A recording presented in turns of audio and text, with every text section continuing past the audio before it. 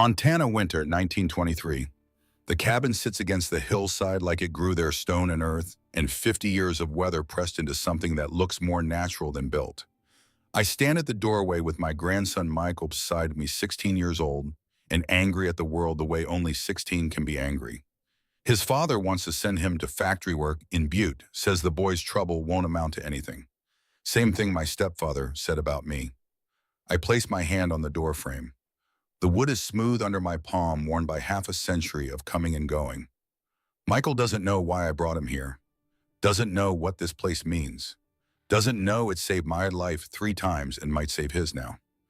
Sit down, I tell him. He sits on the bench near the old cachalofen, the massive stone chimney that takes up a quarter of the cabin's interior. Even now, with just a small maintenance fire burning, the stones radiate warmth you can feel from 6 feet away. Before you decide to give up on yourself, let me tell you a story about this cabin.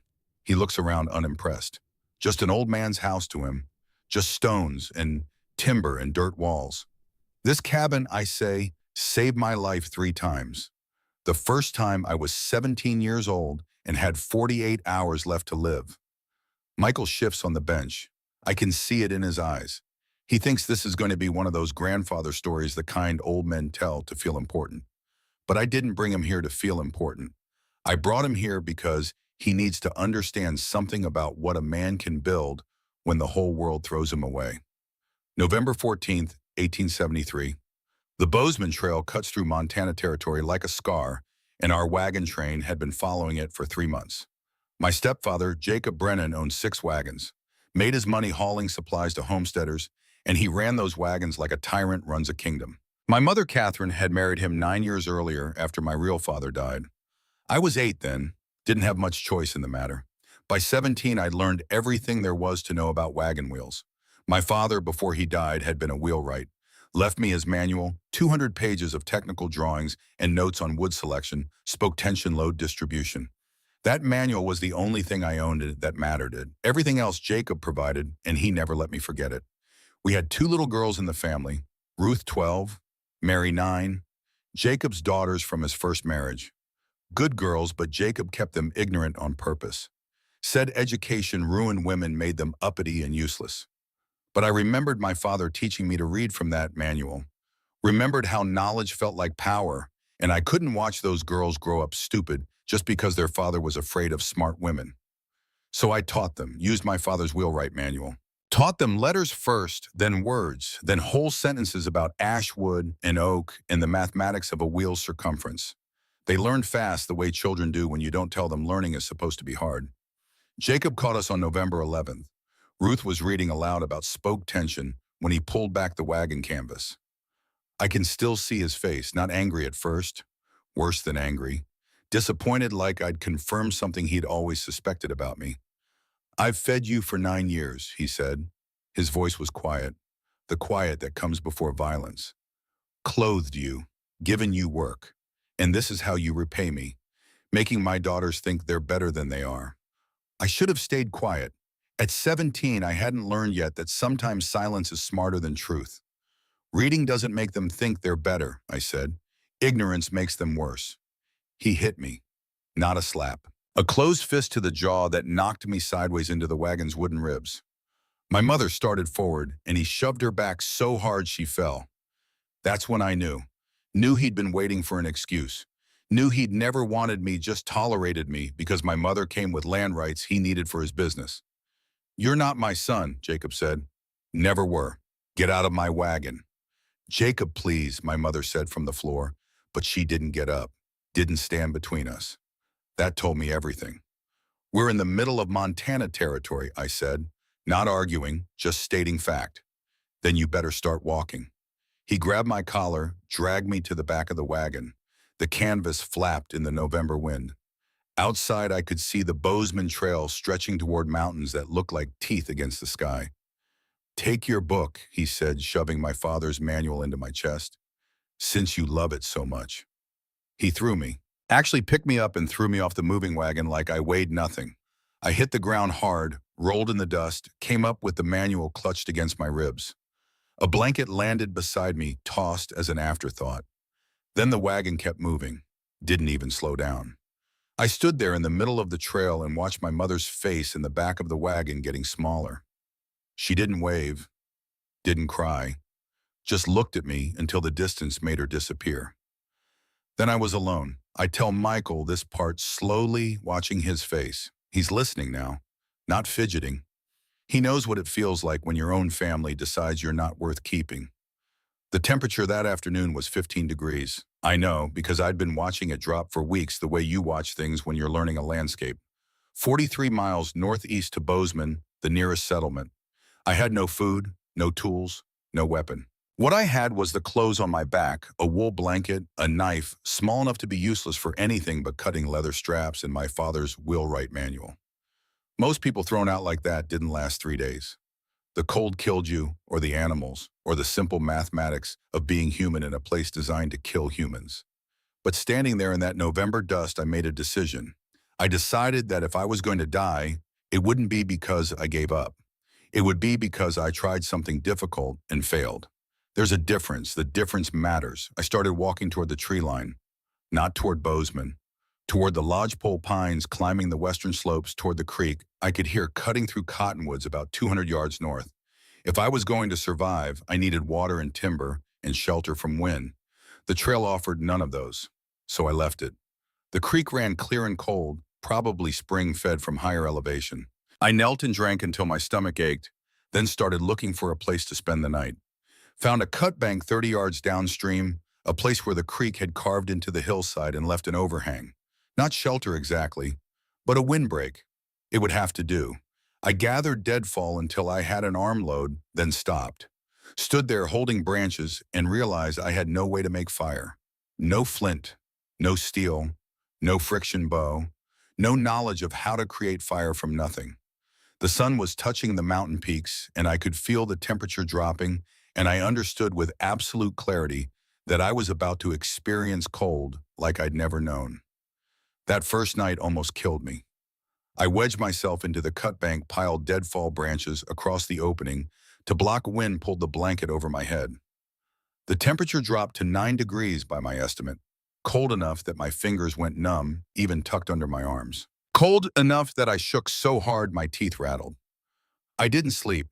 Instead, I counted. Counted to 1,000, then started over. Counted the number of wagon wheels I'd helped my father build before he died, 42. Counted the wheels I'd repaired on the trail, 17. Counted the number of times Jacob had told me I'd never amount to anything. Stopped counting that one because the number was too high and made me angry, and anger makes you burn energy you can't spare.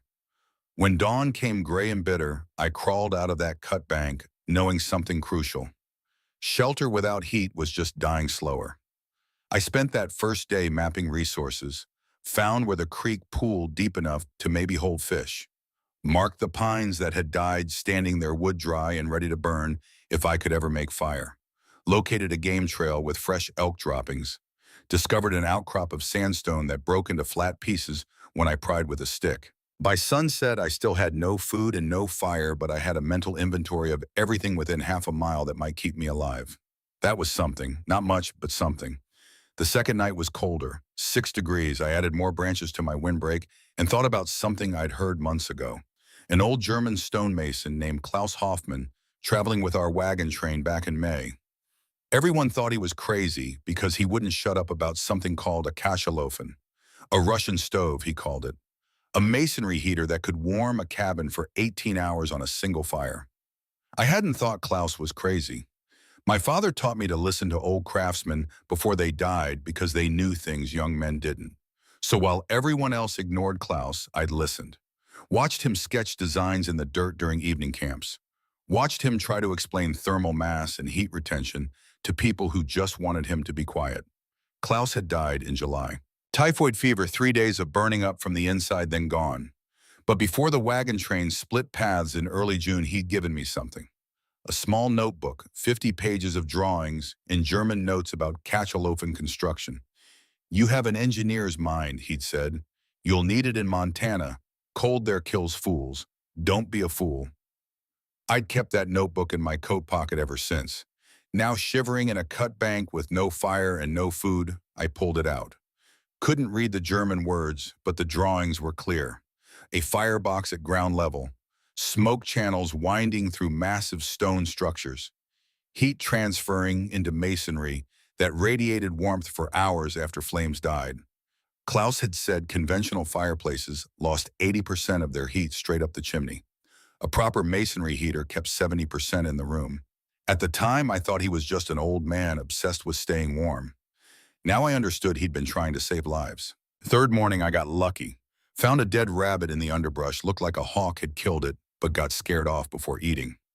I built a platform of green willow branches over the creek, laid the rabbit on it, let the current wash it clean. Then I ate it raw. My father used to make jerky, taught me to chew slow and thorough, break down the meat until it was almost liquid before swallowing. I did that now with raw rabbit. It tasted like death, but death keeps you from dying. The protein stopped the shaking. Let me think clearly for the first time in 3 days. The wagon trains were done for the season. Nobody else coming through until April. Bozeman was too far without gear. That left one option: survive here through winter or die trying. I needed 4 things in order: fire shelter, food supply, and heat. Real heat, the kind that would keep me alive when temperatures dropped to 20 or 30 below and stayed there for weeks. Fire first. I spent 2 days searching for flint, checked every rock outcrop within a mile, found sandstone granite quartz. No flint. I tried friction methods, the bow drill technique I'd seen demonstrated back in Pennsylvania. Couldn't make it work with frozen fingers and unfamiliar wood. Tried striking rocks together until my hands bled. Nothing. On the 5th day, I found salvation in the form of a broken bottle. Someone had tossed it from a wagon months or years ago, and the curved glass had a magnifying effect. I spent 3 hours nursing a coal from a tinder bundle of shredded cottonwood bark and dry grass blowing so gently my head went light from lack of oxygen. When the flame finally caught, I fed it like it was the only thing in the world that mattered. Because it was. Michael leans forward on the bench. I can see the question forming. "How'd you know to use the glass?" he asks. "My father showed me once," I say. "Said fire was just focused energy. Sun has all the energy you need, you just have to concentrate it." I pause. "That's the thing about knowledge, Michael. You never know which piece you'll need until you need it. That's why you learn everything you can, even if it seems useless at the time." With fire, I could think about shelter. The cut bank was temporarily exposed. I needed walls, a roof, and a specific kind of chimney. I spent a week scouting and found my spot a 1/4 mile upstream. A natural alcove cut into the hillside, maybe 12 feet deep and 15 feet wide. Solid earth on 3 sides, southern exposure that would catch winter sun. Perfect. I could build a front wall across the opening, install a door, and have an earth-sheltered cabin that would stay warmer than any freestanding structure. But more than that, the hillside's thermal mass would work with a masonry heater, not against it. This was November 26th. I figured I had maybe 3 weeks before serious snow. Time to see if a 17-year-old who'd never built a cabin could construct something most grown men wouldn't attempt. I sat down with Klaus's notebook and my father's wheelwright manual and started thinking like an engineer. A wheel works because the hub distributes load evenly to all spokes. Heat distribution is the same principle. You need thermal mass position to radiate in all directions. I sketched plans in the dirt with a stick. The alcove gave me 3 walls for free. I only needed to build across the 15-foot opening. 4 feet thick, I decided. Thick enough to pack with stone and earth for insulation. The roof would be lodgepole logs covered with bark and soil. But the chimney, that was the key. That was what would keep me alive or let me freeze. Klaus's design called for a firebox at floor level in the back corner. Smoke would rise from the firebox, then travel horizontally through stone channels along the back wall. At the corner, it would turn and run along the side wall toward the front. This gave the smoke maybe 15 feet of travel through stone before exiting through a vertical chimney. Every inch of travel meant heat transferred into masonry. I did the math in my head the way my father taught me to calculate load distribution on wagon wheels. If I built the firebox opening at 2 square feet and the chimney exit at 1 square foot, I'd get a 3-to-1 constriction ratio. That would create velocity pull the smoke through. With 15 feet of vertical rise from firebox to chimney cap, the draft should be strong enough to overcome the resistance of serpentine channels. Should be. If I'd calculated right, if Klaus's drawings were accurate. if sandstone could handle thermal stress without cracking too badly. A lot of ifs for a 17-year-old betting his life on dead men's knowledge. On the 18th day, Wilhelm Muller found me. He rode up on a mule one afternoon while I was wrestling a 40-pound stone into the foundation trench I dug across the alcove opening. I'd been using flat rocks as tools, sharpening edges against harder stone, and my hands had blistered, bled, then calloused over in layers. Wilhelm was 58, a German farmer who'd homesteaded 7 miles north along the creek. He sat on his mule watching me work for a full minute before speaking. "You're the Brennan boy," he said, "the one thrown from the wagon." I straightened, wiped my hands on my pants. "Werner, my name is Werner. Brennan isn't my father." Something shifted in Wilhelm's face. Respect, maybe, or recognition. "Fair enough, Werner. What are you building?" "Kachelofen cabin." Wilhelm went very still. "You know what a Kachelofen is?" "Klaus Hoffmann taught me." The name hit Wilhelm like a physical blow. He dismounted, walked over to my foundation, knelt to examine the stonework. His hands shook slightly. "Klaus," he said quietly, "the old stonemason. He came through here 3 years ago with a wagon train I was leading. Wouldn't stop talking about these Russian stoves. Said we'd die without them. I told him no. Said it was too complicated, that we were Americans, not Germans." Wilhelm stood, brushed off his knees. "Winter of 1870 to 71, I lost 2 families. The Johnsons' parents and 3 kids. The Carpenters' old couple. All froze when their firewood ran out in January. They'd burned through 2 months' worth in 3 weeks trying to stay warm with regular fireplaces." He looked at me directly. "Klaus was right. I was a fool. Now Klaus is dead, and here's a 17-year-old boy trying to build what I was too proud to build." He paused. "Where'd you learn this?" I showed him Klaus's notebook, showed him my father's wheelwright manual, explained how I was applying load distribution principles to thermal mass. Wilhelm listened without interrupting. When I finished, he said, "I have tools.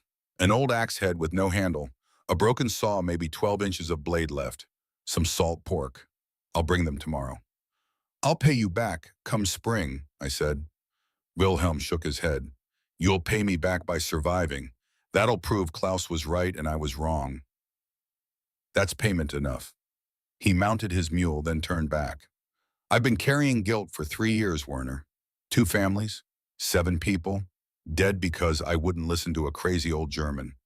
You build this and survive, you prove I could have saved them. That's why I'm helping. Not kindness, redemption."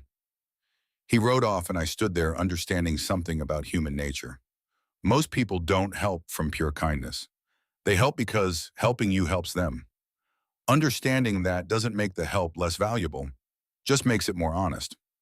I tell Michael this part carefully, watching his face. People aren't simple. I say, Wilhelm needed me to succeed so he could forgive himself. That's fine. His reasons don't change the fact that his axe head saved my life. The axe changed everything. I carved a handle from green ash using my knife and wheelwright knowledge about grain direction and tension. Wedged it tight. The first time I swung it at a lodgepole pine, the tree fell in 20 minutes. With a sharp rock, the same tree would have taken 4 hours. Having the right tool doesn't make a job easy, just makes it possible. I worked 12 hours a day, dawn to dusk, stopping only when I couldn't see. Cut lodgepole pines, limbed them, dragged them to the site, built a double frame system for the front wall, outer frame for weather protection, inner frame for roof support, 4 feet of cavity between them to pack with stone and clay mortar and earth. My hands bled through the new calluses. I lost weight. I didn't have to lose, felt my hip bones getting prominent, my ribs showing through my shirt. Food was whatever I could scavenge. A grouse I brained with a thrown rock. Rose hips still clinging to bushes. An elk carcass left by wolves that gave me meat for 5 days before it spoiled. The work kept me warm. The purpose kept me sane. By December 8th, I had the wall frame up and was starting to pack the cavity with fitted stones. But the chimney was the real test, the part that would either save me or kill me.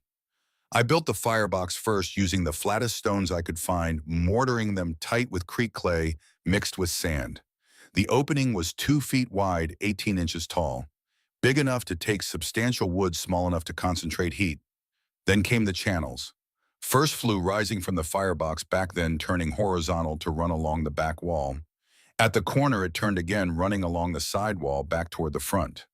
This gave the smoke 15 feet of travel through stone before exiting through a vertical chimney at the front corner. I made a mistake on December 11th, built one channel section 8 inches high instead of 10. Realized it the next day, stood there debating whether to tear it down and lose 2 days or leave it and hope the restriction wouldn't choke the draft. Decided to leave it. If it failed, I'd die. If I tore it down and didn't finish before the snow, I'd die anyway. At least this way I had a chance. Henry Ashford showed up that same day. 42 years old, former Union Army engineer, homesteading 5 miles west. He'd built a proper log cabin with a conventional fireplace, and he arrived with the confidence of a man used to being the smartest person in any room. He examined my construction with a professional eye, walked around the alcove, checked the foundation, studied the chimney channels. Then he started listing problems. First, he said, that chimney's going to collapse under its own weight. You've got no proper foundation under it, and clay mortar won't hold when it heats and cools. I kept working, fitting stones. Foundation's 3 feet down to bedrock. You're standing on it. Henry checked, looked surprised. That's adequate, he admitted. But your firebox is built wrong. Those stones will crack from thermal shock. You need fire brick, not sandstone. Stones will crack by April, I said. I'll replace them next summer. This winter they'll hold. And your draft calculation. You can't just guess at these things. That fire will either smoke you out or suffocate itself. I stopped working, stood up, sketched in the dirt with a stick, showed him the math. Firebox opening 2 square feet, chimney exit 1 square foot, 3-to-1 ratio, 15 feet of vertical rise. Explained how it was the same principle as calculating spoke tension on a wagon wheel, just applied to thermodynamics instead of mechanics. Henry stared at the calculations. Where'd you learn this? From my father. He taught me wheels. Wheels and chimneys are both about distributing force. Heat's just another kind of force. I could see the conflict on his face. Professional respect fighting against ego. Here was a 17-year-old thrown from a wagon building, something Henry couldn't build, and building it well. If I succeeded, it made his 3 years of work look inadequate. Even if it works, he said finally, you're talking about heating this space on 1 fire a day. You'll freeze waiting for the stone to warm up. Klaus heated 800 square feet in Milwaukee on 2 fires a day. I said, this cabin's 90 square feet, 1 fire, 3-hour burn, 18 to 20-hour heat release. That's mathematics, not hope. Henry wanted to argue more. I could see it, but something in my voice stopped him. Maybe he heard the same thing I heard, certainty built on calculation, not blind faith. You've got a week before heavy weather hits, he said, mounting his horse. Better have that roof on.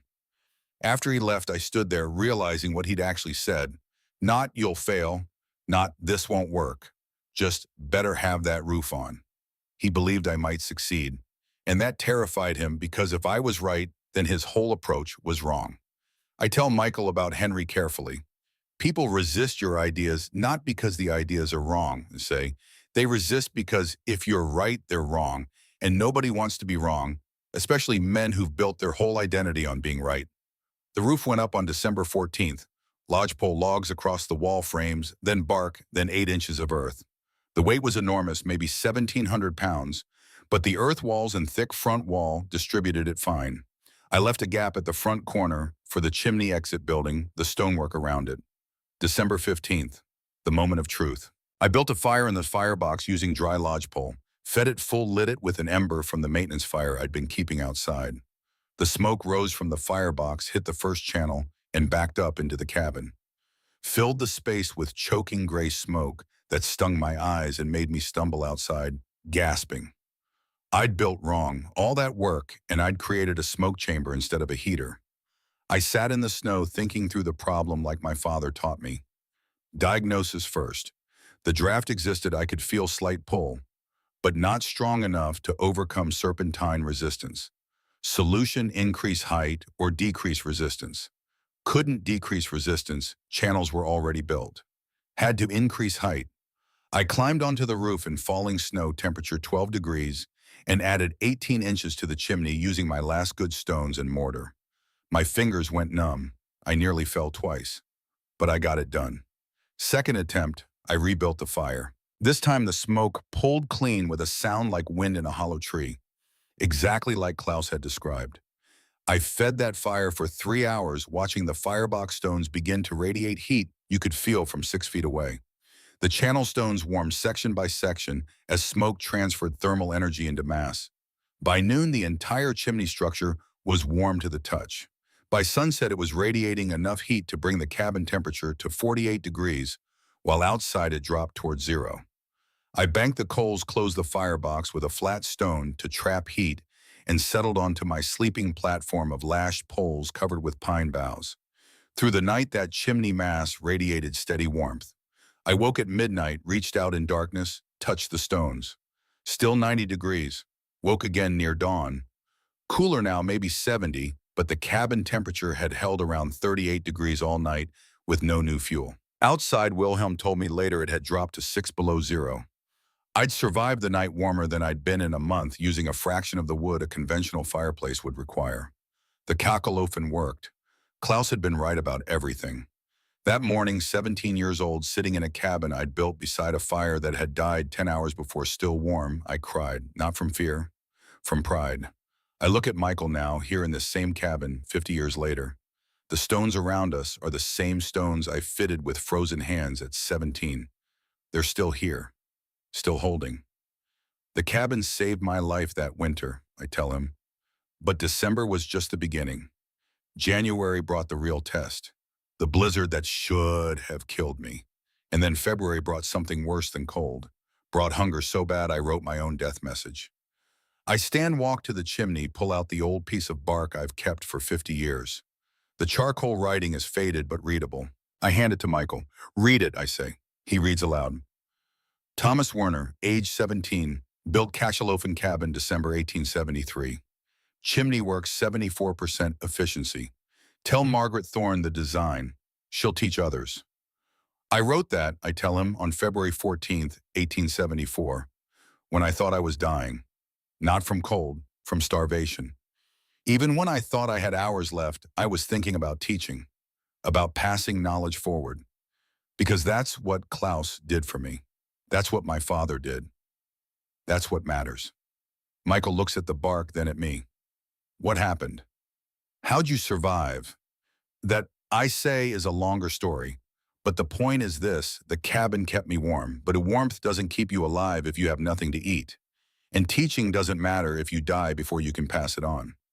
I take the bark back, tuck it carefully into my pocket. You want to know how the story ends? Then you need to hear part 2. The blizzard, the hunger, and the moment I realized surviving alone doesn't matter. What matters is what you build that outlasts you. Michael nods slowly.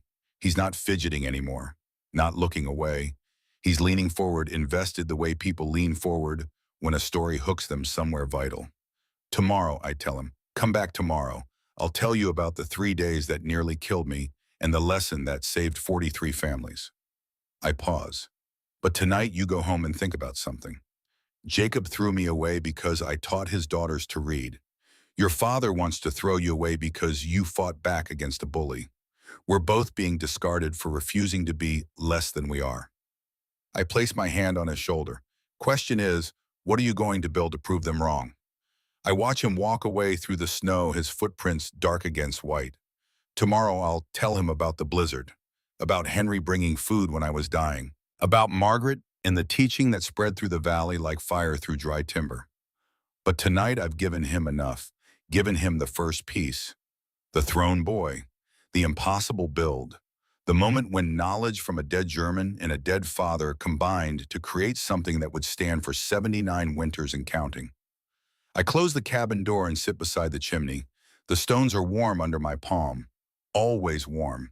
For 50 years, I've kept a small fire burning in this firebox, just enough to maintain heat in the mass. Not because I need it, because it reminds me. Reminds me that knowledge properly applied becomes structure. Structure becomes shelter. Shelter becomes legacy.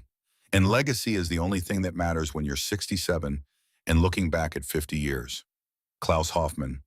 Wherever you are, thank you. You saved my life, and through me, you saved dozens more. Your knowledge didn't die with you. It multiplied. That's what I need Michael to understand. That's why I'm telling him this story. Not because I want him to build a catchalofen, because I want him to understand that being thrown away doesn't define you. What you build after being thrown away defines you. Tomorrow, part 2, the blizzard, the test that proved everything. But tonight the stones are warm and the cabin stands, and that's enough. Michael comes back the next morning like I knew he would. Snow fell overnight another 3 inches on top of what was already there, and he's trudging through it with his coat buttoned wrong and his boots unlaced. 16 years old and still doesn't know how to dress for Montana winter. His father never taught him. Too busy working, too busy drinking, too busy being disappointed in a son who reminds him of all his own failures. I've got coffee waiting. Real coffee, not the chicory substitute most people drink. I can afford real coffee now, 50 years after I couldn't afford to eat. Funny how time works. Sit, I tell him, handing him a cup. He sits on the same bench as yesterday near the catchalofen. The stones are radiating heat from the morning fire I built 3 hours ago. The fire's been out for an hour, but you'd never know it from the warmth. Michael notices. I see him touch the stone with his free hand, feel the heat, look confused. Fire's out, I say. Has been for an hour, but the stone remembers. That's what thermal mass means. It remembers heat the way you remember lessons, holds on to it, releases it slow. He nods, sipping coffee, waiting for me to continue the story. Good. He's learning patience. Yesterday he would have interrupted by now, asked questions just to hear himself talk. Today he's listening. December 16th, 1873, I begin. The cabin was finished. The catchalofen worked. I'd survived the impossible build, but Montana winter doesn't care about your accomplishments. It just keeps coming. The first visitors started arriving within days. Word travels fast in empty country. A 17-year-old thrown from a wagon had built an earth-sheltered cabin with some kind of experimental chimney, and he wasn't dead yet. That was news. Margaret Thorne came on December 19th. She was 34, a widow running her late husband's claim with 2 children. Daniel 12, Sarah 8. Her husband had died the previous spring, kicked by a horse dead before he hit to the ground. Left her with a cabin that never stayed warm, no matter how much wood she burned, and winter coming with 2 kids depending on her. She rode up on a tired mare and didn't waste time with pleasantries. Show me how it works, she said. I walked her through the design, showed her the serpentine channels, explained how smoke traveling through stone transferred heat into mass, demonstrated the closed damper system that trapped warmth after the fire died. She listened the way engineers listen, asking questions that showed she understood principles, not just procedures. When I finished, she touched the chimney stones. They'd been radiating for 14 hours since the morning fire, still warm enough to feel through her glove. I'll be damned, she said. Klaus wasn't crazy. We were just too stubborn to listen. She looked at me directly. I'm rebuilding my place come spring. You'll help me? I'll help anyone who wants to learn, I said. Klaus gave me this knowledge for free. Only right I pass it on the same way. Margaret reached into her saddlebag and pulled out a cloth sack. Inside were 4 potatoes, a chunk of salt pork, and half a loaf of bread. Payment in advance, she said. When I started to refuse, she held up her hand.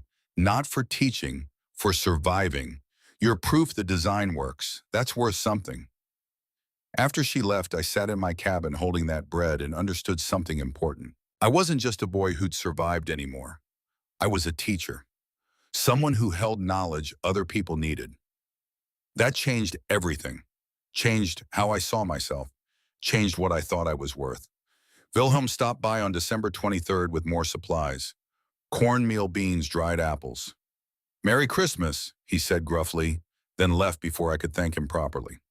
Guilt makes people generous, but it also makes them uncomfortable with gratitude. They want to help, but they don't want to talk about why. Then on December 27th, Robert Crane showed up. He was 47, a railroad surveyor who'd decided to homestead near the eventual rail line. Smart thinking. When the railroad came through, his land would be worth 10 times what he paid. He'd built plenty of structures in his 47 years, and he came with the confidence of experience. He examined my cabin with a professional eye, checked the stonework, the roof load distribution, the chimney design. It's clever, he admitted, better than I would have expected from someone your age. But you're missing something crucial. I waited. When we get a real blizzard, Robert said, and we will, the wind's going to come screaming down this valley and backdraft your chimney. That smoke will get pushed down instead of up, and you'll suffocate in here. The words hit me like cold water. He was right. I'd calculated draft for normal conditions, not for 40-mile-per-hour winds hitting the chimney opening directly. What's the solution? I asked. Wine cap, Robert said. Needs something that blocks horizontal wind but lets vertical smoke out. Back in Illinois, we use metal caps. You don't have metal, but you could do it with stone. Build a square collar around the chimney top with openings on all four sides, then cap it with a flat stone. Wind hits the collar instead of going straight down the pipe. We built it together over the next 2 days, Robert directing me, doing most of the physical work. The cap added another 30 inches to the chimney height and probably saved my life. Because on January 2nd, 1874, the blizzard hit. Michael leans forward. This is what he's been waiting for. The crisis. The moment that tests everything. Young men love that part of stories. It takes age to appreciate the quiet parts.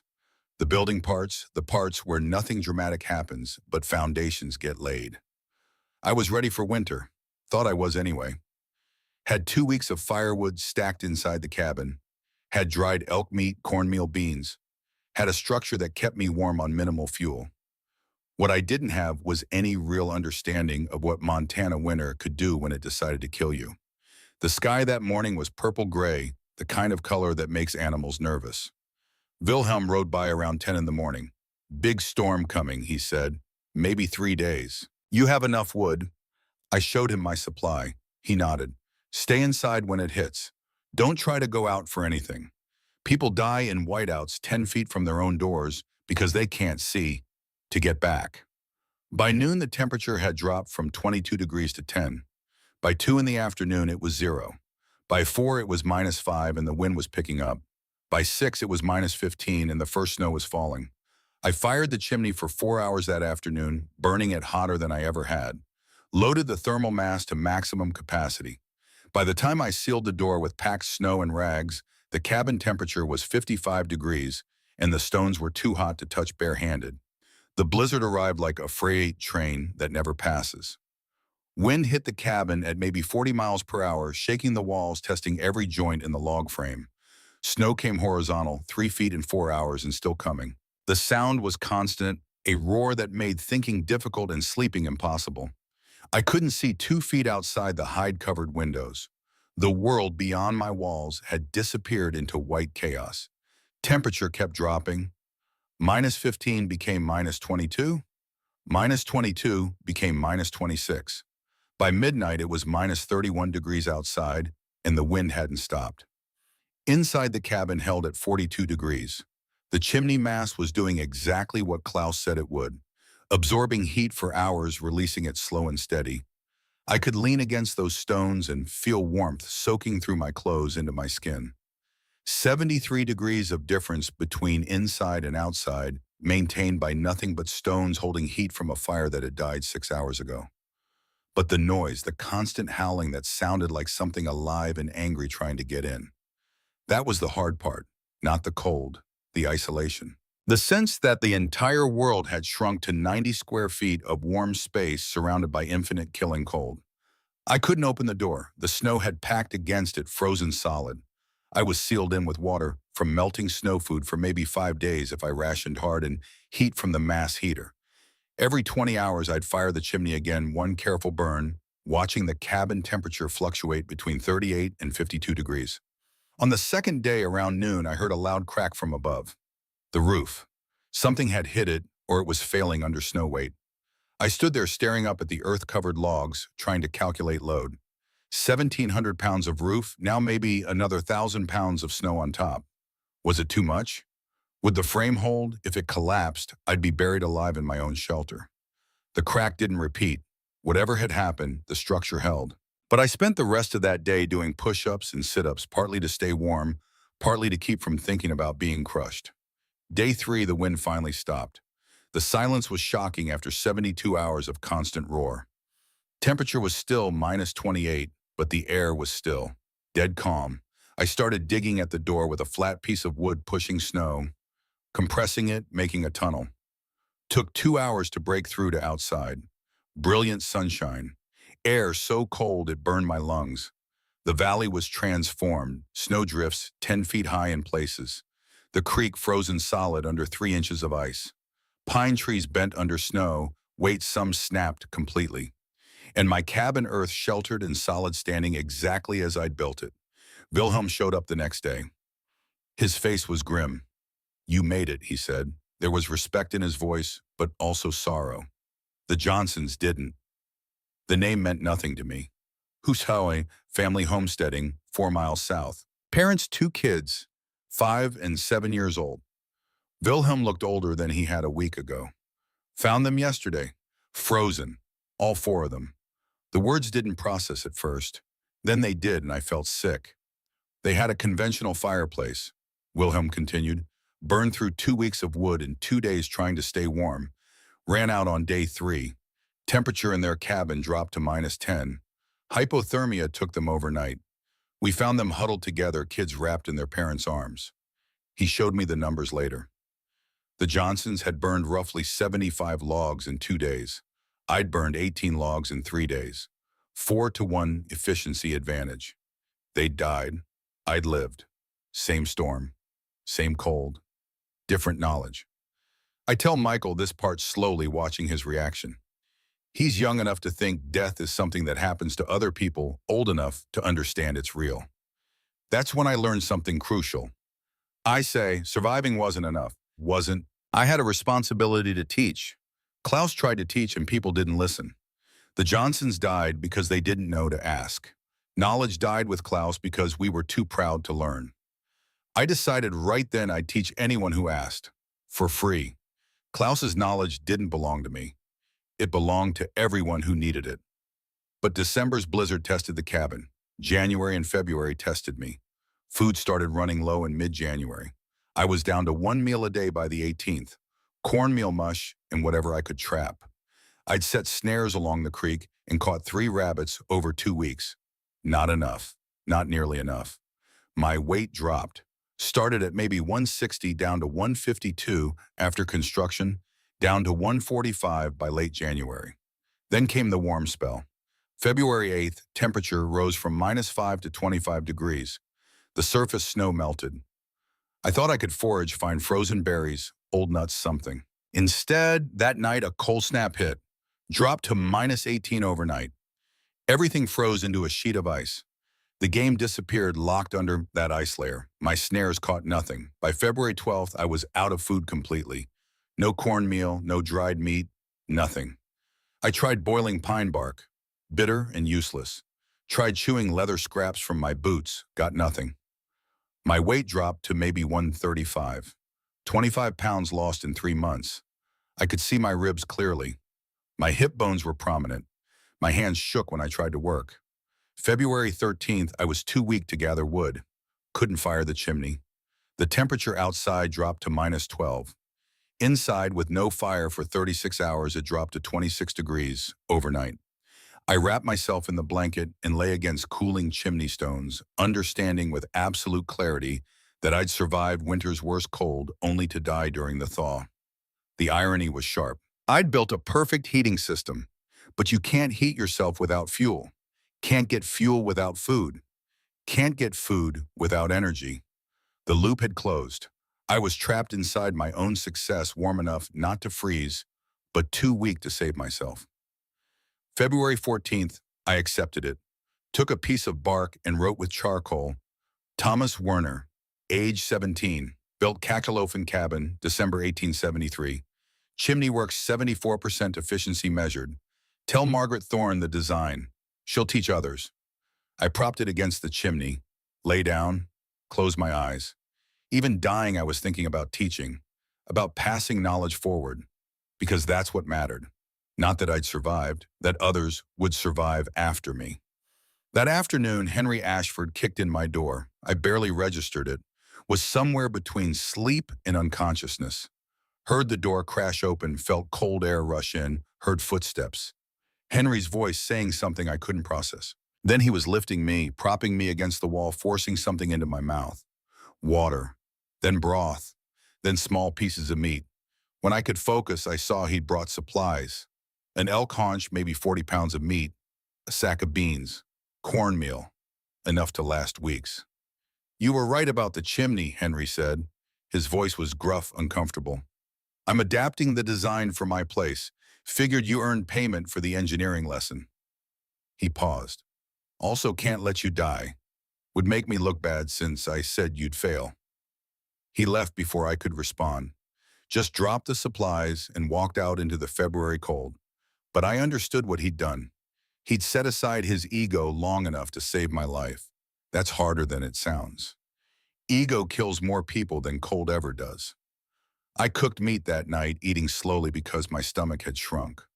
4 small meals instead of 1 large one. The protein brought strength back gradually. Within a week, I could split wood again. Within 2 weeks, I was setting snares and catching rabbits as they emerged from winter burrows. By early March, I'd regained 10 pounds and could think clearly again. Spring announced itself on March 4th with temperatures above freezing. The French drain I'd built worked perfectly, channeling meltwater around the cabin instead of through it. Green shoots appeared in sheltered spots. Wild onions, early greens. I foraged constantly, rebuilding my body on fresh food. Margaret came back on March 15th, brought her son Daniel with her. The boy was bright, curious, asked good questions. "How do the channels work?" he wanted to know. "Why does stone stay warm? Could you build it bigger?" I walked him through the principles: thermal mass, heat transfer, surface area for radiation. He absorbed it like a sponge absorbs water, the way children do when you teach them something useful instead of something arbitrary. Margaret made her decision right there. "I'm rebuilding my cabin in May. You'll help me design it. We'll build it together through summer. I'll pay you." "I'll help," I said, "but I won't charge. Knowledge should be free. Then I'll pay you in food while we work, and lodging, and the satisfaction of knowing you saved 2 kids from freezing like the Johnsons." She pulled out another sack of supplies: potatoes, salt, pork, bread. "This is different from December. December was charity. This is payment in advance for labor you'll provide. Accept it or I'll find someone else to teach me." Smart woman, knew I couldn't refuse help if it was framed as fair exchange. I accepted. By May of 1874, I had a business model I hadn't planned. Margaret's cabin rebuild started in earnest. I designed her cachaloaf and calculated thermal mass for her larger space, helped her lay out serpentine channels. We worked through June and July. By August, she had a functioning masonry heater that cut her wood needs by 60% and kept her children warm. Wilhelm added a smaller cachalofen to his existing cabin in August. Reported it transformed his life, let him sleep through nights without waking to feed a fire. By fall 7, masonry heaters were operating in the valley. Winter of 1874 to 75 came and went with 0 cold-related deaths. I was 18 years old and had accidentally become the valley's expert on efficient heating. People came from other settlements to see my cabin. I started charging for designs: $10 to draw up plans, $25 more if they wanted help building. The money bought proper tools: a real saw, hammer, chisels, level. I bought a milk cow, 6 chickens, a small forge and anvil, taught myself blacksmithing the same way I'd taught myself masonry, by reading, experimenting, failing, trying again. Made my own door hinges, hardware for Margaret's cabin, repairs for Wilhelm's wagon. Each skill built on the last. Each problem solved taught me how to solve the next one. I expanded my cabin in the spring of 1875, added a second room, built a root cellar that kept food fresh year-round. The original cachalofen remained the heating heart, but now it warmed twice the space. Then in summer of 1876, James Peterson arrived. He was 28, a territorial surveyor, working for the Montana government. His job was to document frontier architecture, figure out what worked and what killed people. He'd heard about my cabin through official channels, mentions in homesteading reports, references in Wilhelm's letters to the territorial office. James spent 3 days measuring everything: heat retention, fuel consumption, temperature differentials. He interviewed me about the design process, talked to Margaret about user experience, Asked Wilhelm about community impact. Took photographs of the cabin exterior, the chimney interior, even Klaus's notebook. His official report, which I saw years later in the Montana Historical Society archives, called my cabin a remarkable synthesis of European thermal mass principles, American frontier necessity, and practical engineering. He calculated my heat retention at 74% versus conventional fireplaces at 18%. Noted my winter fuel consumption was one-fifth the valley average while maintaining superior interior temperatures. The report recommended disseminating the design through territorial building guidelines. Within a year, every new homesteader in Montana Territory received a printed pamphlet. Efficient Frontier Heating the Kakelofen design, credited to T. Werner and K. Hoffman. But James brought more than professional validation. He brought a proposal. "I'm establishing a surveying office in Bozeman," he said on his last day. "Needs someone who understands structures, mathematics, engineering. Someone who can look at land and see what it can become." He paused. Interested. I thought about it. "Can I keep the cabin?" "This is your home," James said. "Office would be in Bozeman, but we'd live here, if you want." The "we" hung in the air between us. "You're asking me to partner with you," I said. "Business and life." "I'm asking you to partner with me because you're the best structural thinker I've met, and because I respect what you've built and who you've become."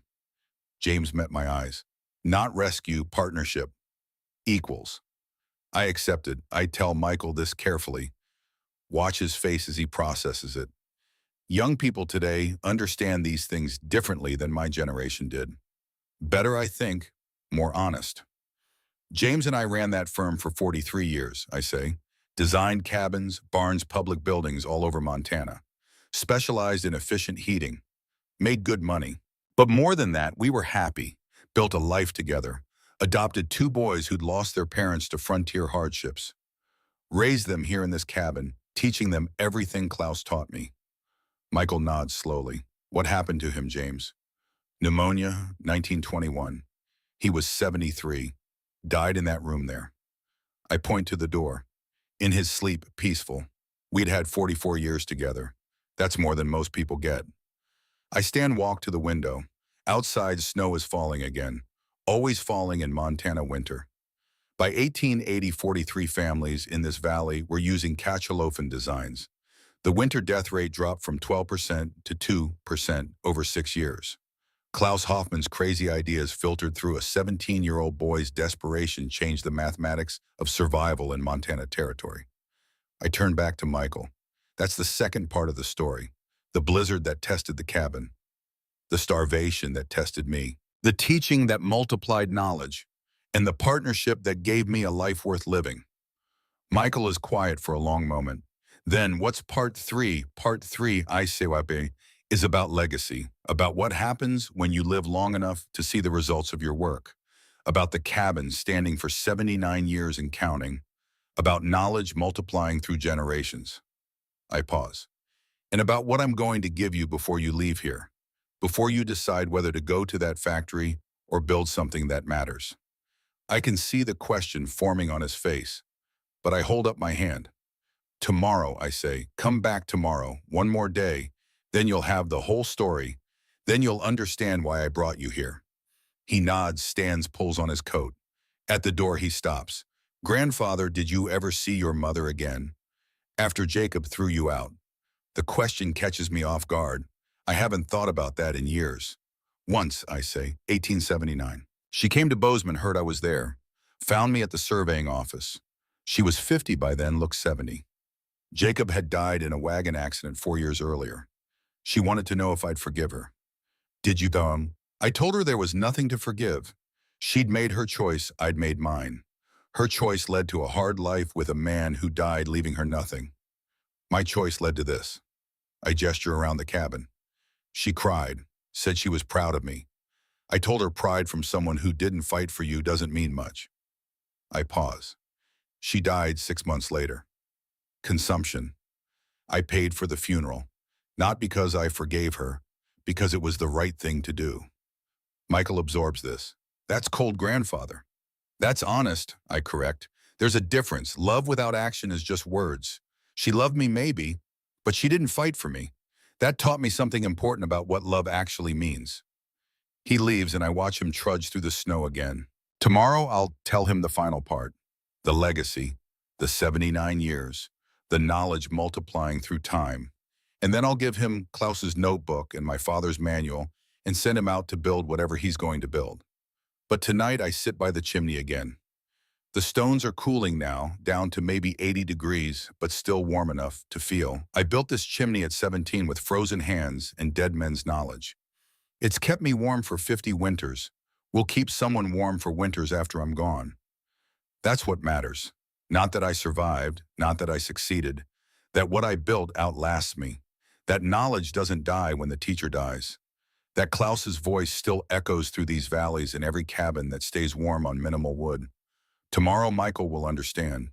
Tomorrow he'll see the whole picture. But tonight the stones remember heat. And I remember being 17 and desperate and determined not to die for no reason. The stones held then. They hold now. They'll hold tomorrow. That's legacy. That's what I need Michael to grasp. One more day. One more part of the story. Then he'll choose. Factory or builder. Victim or craftsman. Forgotten or remembered. The choice is his. But I can give him the tools to choose wisely. The way Klaus gave them to me. The way my father gave them before that. Knowledge passing forward through time. Warmer than any fire. Lasting longer than any stone. That's the real heat. That's what keeps you alive long after winter ends. Michael doesn't come in the morning this time. He comes in the afternoon, and when he arrives, I can see he's been thinking. His coat is buttoned right. His boots are laced. Small things, but they matter. Details matter. That's something his father never taught him, but something he's learning now. I've been waiting by the window watching snow fall across the valley. Same valley where I nearly died 53 years ago. Same hills. Same creek, though. It has changed course slightly over the decades, the way water does. Same lodgepole pines on the western slopes, different trees, but same species growing where their ancestors grew. Sit, I tell Michael when he comes in. He sits without being told twice. Learning. I talked to my father last night, he says. Told him about your story. About the cabin, the blizzard, all of it. What did he say? Said it was just a story. Said times are different now. Said I need to be practical, take the factory job, stop dreaming about building things. Michael looks at me. Said you got lucky and luck isn't a plan. I nod slowly. Expected this. Your father is scared, I say. Scared that if you succeed at something he never tried, it makes his choices look small. That's not about you, that's about him. I pour coffee, hand him a cup. But he's also wrong. What happened to me wasn't luck. It was knowledge applied to necessity. Big difference. I settle into my chair, the one I've been sitting in for 40 years, the one James built for me in 1883 when my back started giving me trouble.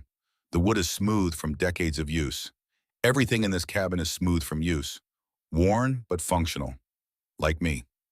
Part 3, I say, the legacy. This is the part your father won't understand because he's never built anything meant to outlast him. January 2nd, 1874. The blizzard that should have killed me. I've already told Michael about surviving it, about the Johnsons dying in the same storm. What I haven't told him is what happened after. The weight of that knowledge, the responsibility it created. I started teaching in earnest that spring. Not just Margaret, anyone who asked. I'd ride to homesteads, look at their cabins, calculate thermal mass requirements, sketch cachalofen designs in the dirt. Some people paid me. Some couldn't afford to pay. I taught them anyway because Klaus had taught me for free, and some debts you pay forward, not back.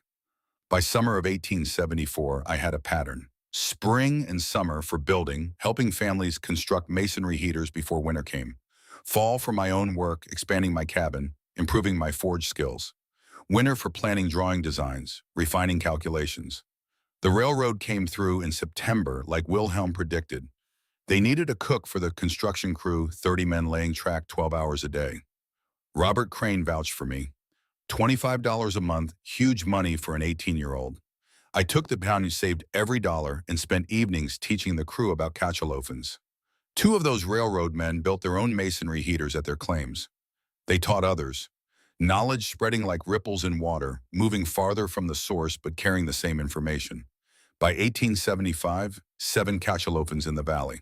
By 1876, 15. By 1880, 43 families using the design. And the winter death rate, which had been 12% when I arrived in 1873, dropped to 2% by 1880. 6 years, 43 families, hundreds of lives saved because one old German stonemason wouldn't shut up about thermal mass, and one throne boy listened. I tell Michael these numbers slowly, making sure he understands. That's legacy, I say. Not building one thing, building something that teaches people to build more things. Multiplication, not addition.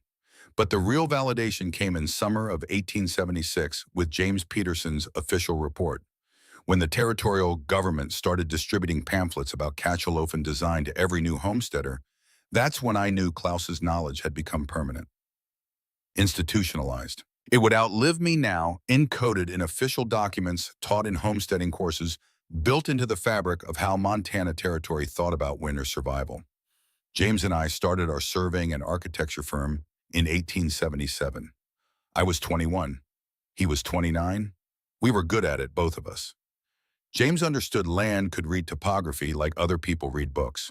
I understood structures, could look at a site and see what would work, what would fail, what would last. We designed over 200 buildings in the next 40 years. Cabins, barns, schools, churches, town halls. Every single one incorporated efficient heating principles. Not always full cachalofins, sometimes just better fireplace design, better insulation, better thermal mass positioning, but always better than what people had been building. Our reputation grew. People came from 3 counties away to hire us.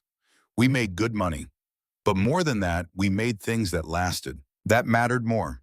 We adopted our first boy in 1882, Samuel. He was 9 years old, orphaned when his parents died of diphtheria. Smart kid, good with numbers, terrible with people. Reminded me of myself at that age. We taught him surveying, architecture, engineering. He grew up in this cabin, sleeping in the room James and I added in 1880, learning to fire the cachalofin, understanding from daily experience how thermal mass worked. Second boy came in 1885. Robert, named after Robert Crane, who'd helped me build the wind cap. Robert was 7 when we got him wild and angry parents killed by a late spring blizzard. Took him 2 years to trust us. But once he did, he absorbed knowledge, like desert, sand absorbs rain. Wanted to know how everything worked, why things failed, what made structures strong. We raised them here, taught them everything. Klaus taught me everything my father taught me, everything James and I learned together. They both became engineers. Samuel specialized in bridges, Robert specialized in water systems. They built things all over Montana that are still standing today, still functioning, still serving the people who use them. That's legacy compounding. Klaus taught me. I taught Margaret and Wilhelm and dozens of others. I taught Samuel and Robert. They taught hundreds more, and those hundreds taught thousands. Knowledge multiplying across generations like interest in a bank account. I stop here, let Michael process. He's following along, I can see it in his eyes. But he doesn't yet understand what I'm building toward. The cabin stood, I continue. Year after year, winter after winter. The original cachalofin needed maintenance, of course. I replaced the firebox stones in 1874 like I knew I'd have to. Replaced them again in 1898 when thermal cycling finally cracked them beyond repair. But the serpentine channels, the ones I built with frozen hands in December 1873, never needed replacing. The clay mortar held. The structure held. James died in 1921. Pneumonia. It came fast, 3 days from first cough to last breath. He was 73. We'd had 44 years together. He died in the bed we'd shared for 4 decades in the room we'd built onto this cabin in 1880. Died with me holding his hand, with Samuel and Robert standing at the foot of the bed with winter sunlight coming through the window. His last words were, "The stones will hold." Not talking about the cabin, talking about everything we'd built together. The firm, the beasts, the knowledge we'd passed forward, all of it resting on foundation we'd laid stone by stone year by year. I buried him on the hillside above the cabin, same hillside I'd cut into 50 years earlier to build my shelter. The grave faces south, gets winter sun, stays a little warmer than the rest of the cemetery. James would have appreciated that. Always was particular about thermal efficiency. After he died, I retired, sold the firm to Samuel and Robert. They were 50 and 46 by then, both master engineers, both better at the technical work than I'd ever been. I kept the cabin, moved back here full-time, lived alone for the first time since 1877. That's when I started really understanding legacy. When you're young, legacy is theoretical, something that might happen later. When you're old, legacy is concrete. It's the things still standing after you thought you'd be gone. It's the people still using knowledge you taught them. It's the realization that you've become the old German stonemason, the one trying to pass forward what he knows before he dies, and it dies with him. I'm 67 now. Klaus was 68 when I met him. Same age, different century, but the same urgency, the same need to make sure knowledge doesn't die when the body does. I walk to the corner where I keep Klaus's notebook and my father's wheelwright manual. Both are wrapped in oilcloth protected from moisture and time. I've kept them safe for 53 years. Now it's time to pass them forward again. Michael, I say turning back to him, your father wants to send you to factory work because you got in a fight defending yourself. Wants to punish you for refusing to be a victim. Same thing my stepfather did to me. Threw me away for teaching his daughters to read for refusing to keep people ignorant. I place the notebook and manual on the table between us. This is Klaus Hoffmann's notebook, 53 years old, the drawings that saved my life and the lives of 43 families. And this is my father's wheelwright manual, 70 years old, the knowledge that taught me to think like an engineer. Michael reaches out, touches them carefully. Why are you showing me these? Because I'm giving them to you. He pulls his hand back like the books burned him. I can't take these. They're yours. They were never mine, I correct. Klaus gave them to me because I needed them and because he knew I'd use them. My father left his manual to me because he wanted his knowledge to continue. Now I'm giving them to you, not because you need to build catchalofens, because you need to understand what knowledge means, what it can do, how it multiplies when you share it instead of hoarding it. I sit back down feeling the weight of 67 years in my bones. You have a choice to make, Michael. Factory work is honest labor. Nothing wrong with it. But it's labor where you trade hours for money, then the hours are gone, and the money gets spent, and nothing remains. Or you can learn to build things, real things, things that last longer than you do, things that teach other people to build more things. I pull out the piece of bark, the one I wrote on February 14th, 1874. 52 years old now, the charcoal fading but still readable. I hand it to Michael. Read it again, I say. He reads aloud, Thomas Werner, age 17, built Catchalofen cabin, December 1873. Chimney works 74% efficiency. Tell Margaret Thorne the design. She'll teach others. I wrote that when I thought I had hours left to live, I say.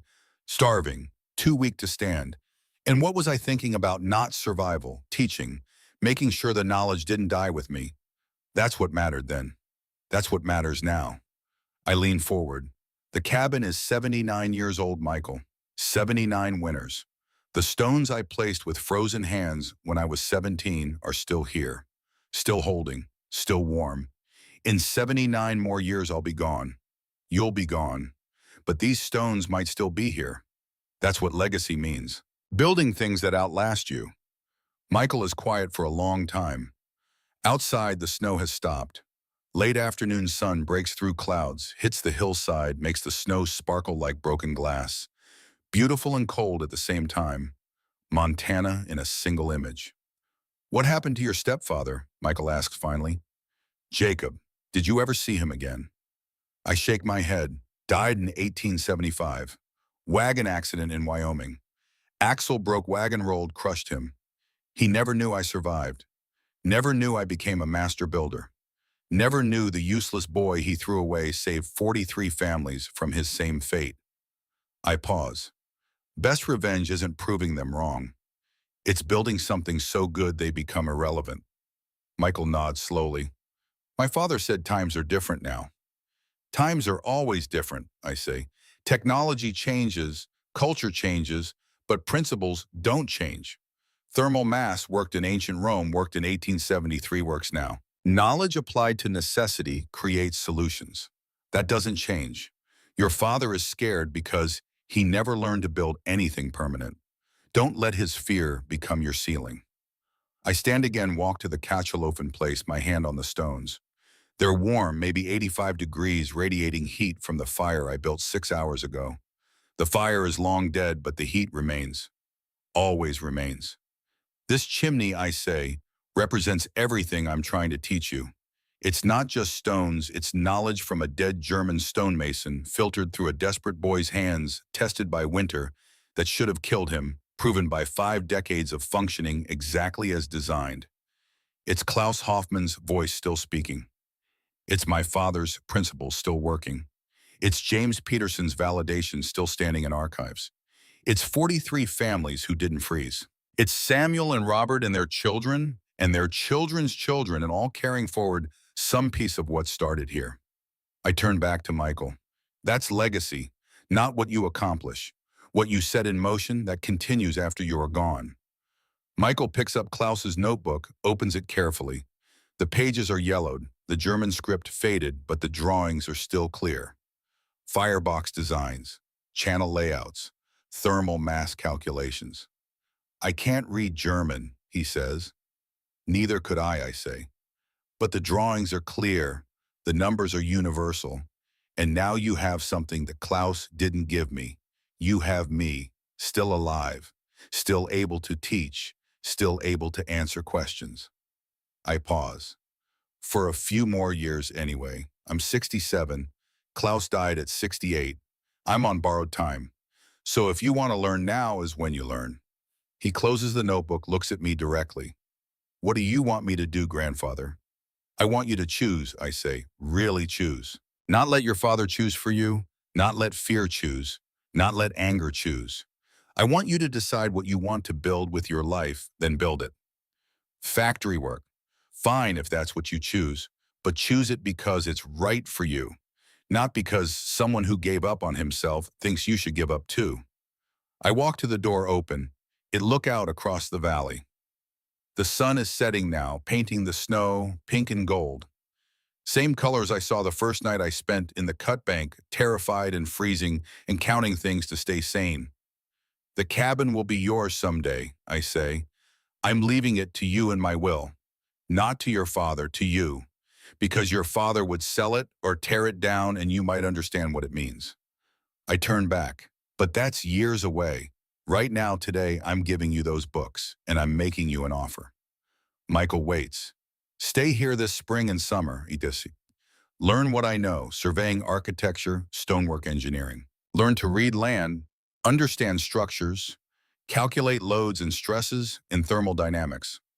Learn everything I can teach you in 6 months. Then in September, decide, factory or builder, employee or craftsman. If you choose factory, you'll go with more knowledge than you came with. If you choose building, you'll have foundation to build on. What about my father? What about him? You're 16. In 2 years, you're legally an adult. He can be angry for 2 years. You'll have 60 more years to be whoever you decide to be. Don't trade 60 years of your life for 2 years of his approval. Michael is quiet again. I can see him thinking, weighing, calculating. Good. Means he's taking it seriously. There's one more thing you need to know, I say, about the Johnsons, the family that froze. I sit back down, suddenly tired. 67 years of living catches up with you in moments like this. I never met them, I say. They died before I could teach them. That haunted me for years. Still does sometimes. The idea that if I just walked 4 miles south in December, knocked on their door, showed them the design they'd have lived, those kids would have grown up, would have had their own kids, would have built their own things. I look at Michael. That's the burden of knowledge. Once you have it, you're responsible for sharing it.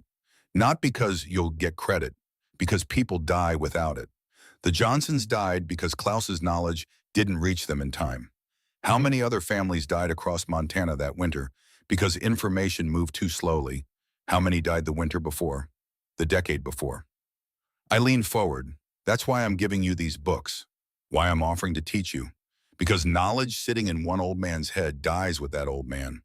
Knowledge spread across a generation survives that generation. I'm 67, you're 16. I have maybe 10 years left if I'm lucky. You have maybe 60. That's 60 years for you to pass forward what I teach you. 60 years for it to multiply and spread and save people I'll never meet. Michael picks up my father's wheelwright manual, opens it. The pages are even older than Klaus's notebook, the leather binding cracked and worn. My father's handwriting fills the margins. Notes about wood selection, spoke tension load calculations. A whole life of craft knowledge preserved. Your father wrote all this, Michael asks. Spent 30 years building wheels. Each one taught him something. He wrote it down so I wouldn't have to learn it the hard way. I pause. He died when I was 8, but his knowledge didn't die. It saved my life when I was 17. Helped me understand engineering principles that let me build this cabin. That manual is 60 years of craft wisdom, still working, still teaching, 40 years after the craftsman died. I walk to the window one more time. Full dark now. Stars coming out. Same stars that watched me nearly freeze in 1873. Same stars that will watch long after I'm gone. The cabin stands us, I say quietly, 79 years. The stones hold. The knowledge spreads. Klaus's voice echoes through valleys he never saw. My father's principles solve problems he never imagined. James's validation opens doors he never walked through. That's immortality. Not living forever, building things that work forever. I turn back to Michael. So, what's your answer? Stay and learn or go to the factory? He doesn't answer immediately. Good. Shows he's thinking it through. Finally, he says, if I stay, where do I sleep? I smile. First time I've smiled in days. Same room Samuel and Robert slept in. Same room where I've kept 2 beds ready for 30 years just in case someone needed them. Same room that's been waiting for the next person willing to learn. Michael stands, picks up both books, holds them against his chest. I'll stay. Teach me everything. Not everything, I correct. Everything I know. Big difference. Klaus knew things I never learned. My father knew things Klaus never learned. James knew things neither of them knew. You'll learn what I can teach, then you'll learn from others, then you'll discover things nobody taught you. That's how knowledge grows. I walk over, place my hand on his shoulder. But here's the deal. You work hard, 6 days a week, dawn to dusk. You learn not just the what, but the why. You ask questions. You challenge assumptions.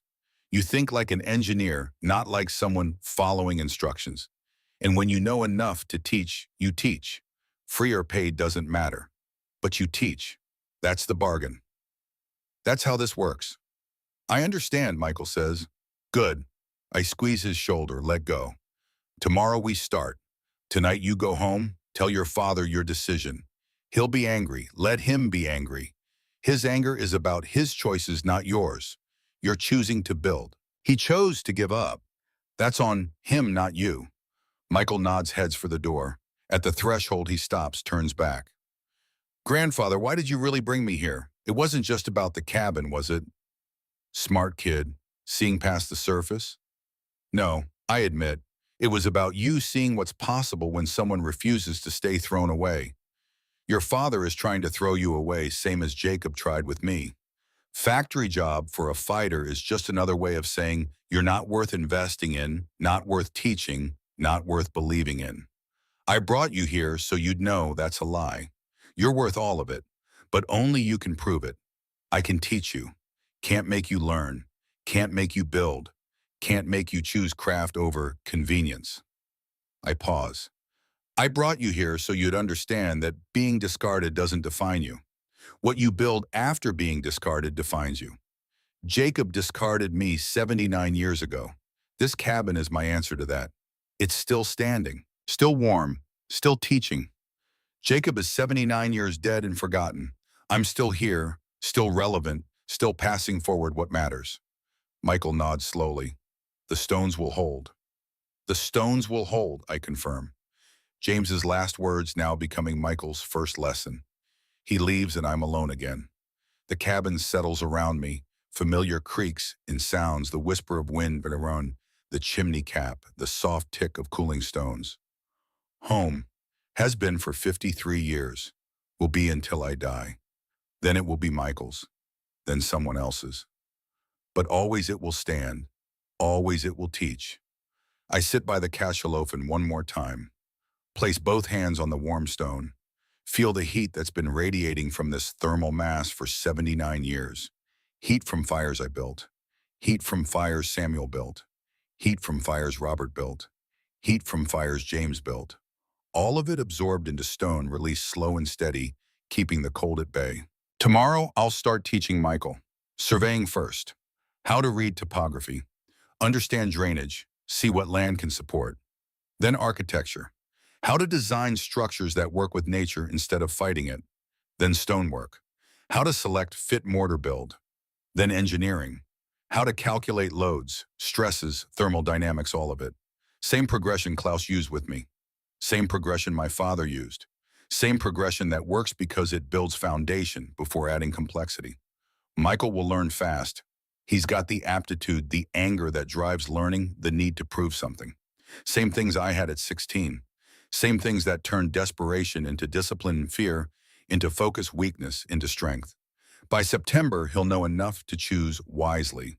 Factory or craft, employee or builder, consumer or creator. The choice will still be his, but it will be an informed choice.